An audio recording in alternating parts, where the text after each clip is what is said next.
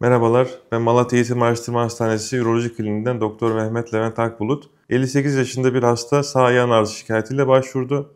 Yapılan tetkiklerde sağ böbreğinde bir taş olduğu görüldü. Bu hastanın geçmişte de daha önce birçok kez taş sebebiyle şikayette bulunduğu ve bununla ilgili küçük yaştan itibaren de cerrahi olmak zorunda kaldığı öğrenildi.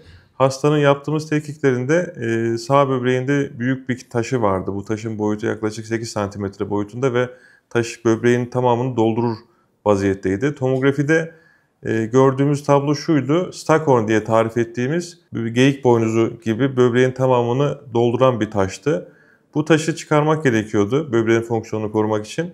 Ve kliniğimizde bu taşı çıkarmak için kapalı böbrek taşı ameliyatı dediğimiz perkütan nefrototomi yöntemi yapmayı uygun gördük.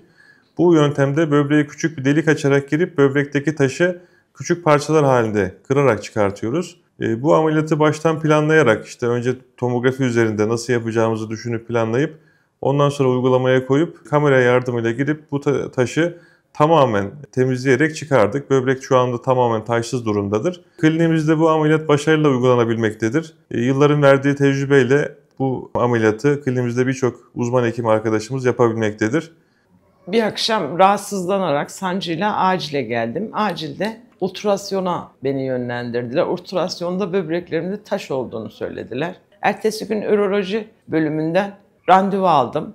Geldim, sağ olsun doktorum da beni tekrar tomografiye gönderdi. Tomografide daha net olarak büyük bir böbreğimde taş olduğunu söyledi. Kapalı ameliyatla böbrekten rahatlıkla perküten yöntemiyle alınabileceğini, bunu hastanemizde yapabildiğimizi söylediler. Hemen apar topar ben hastaneye yattım. Pazartesi ameliyatım oldu.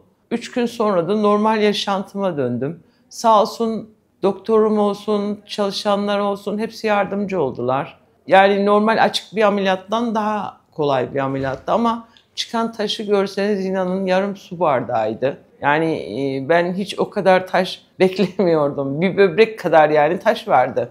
Şimdi rahatım. Yani yaklaşık bir hafta oldu ameliyat olalı. Bugün dikişlerim alınacak. Ama yani gerçekten normal hayatına çabucacık dönebiliyorsun. Ve bunu başaran burada hekimlerimiz var. Yani uzaklara, başka yerlere gitmenin bir anlamı yok. Doktorlarımıza da tekrar teşekkür ediyorum.